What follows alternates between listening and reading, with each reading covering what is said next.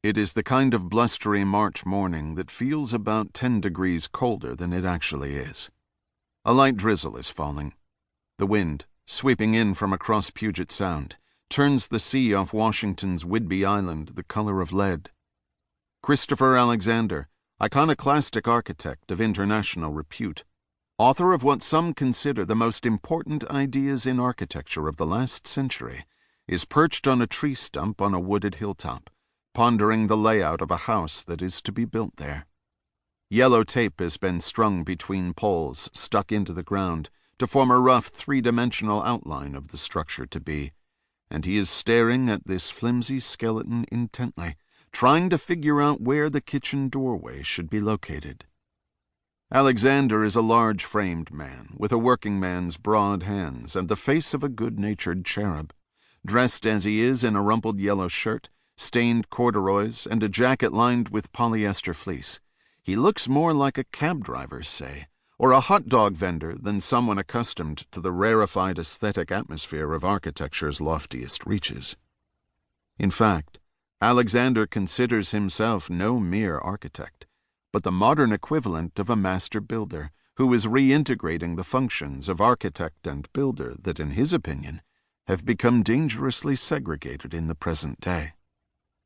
Other architects would determine the location of the kitchen doorway by sitting down at a drafting table with a pencil and paper.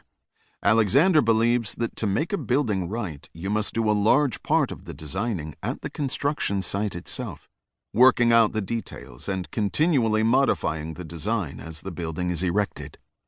He creates a building in the manner of a sculptor shaping a piece of clay. Add something here, stand back and assess the effect. Take a little off over there. Keep fine-tuning the elements until the form feels just right. Guiding him is a body of generic and generative design rules he's derived from building forms over the ages. For this particular project, a 2-story house of 11 or 12 rooms and about 3,000 square feet, planned for clients who will both work and reside here, Alexander and one of his associates first spent a few days just sitting at the site, trying to determine what physical configuration would make it come to life. The little clearing at the top of the island knoll, rising as if from a sacred grove, was the obvious spot. But after spending some time there, Alexander says he realized that the clearing had to be preserved intact, with the building curling around it at the edge of the forest itself.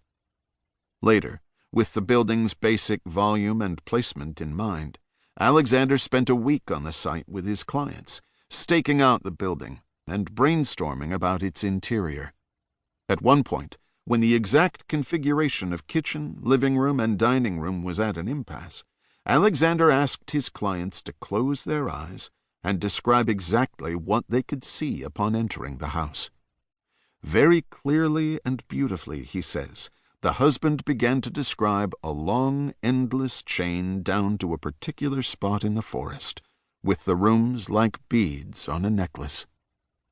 That's the feel it will have, enhanced by the patterns that Alexander feels are universal, as well as by some unusual construction techniques of his own.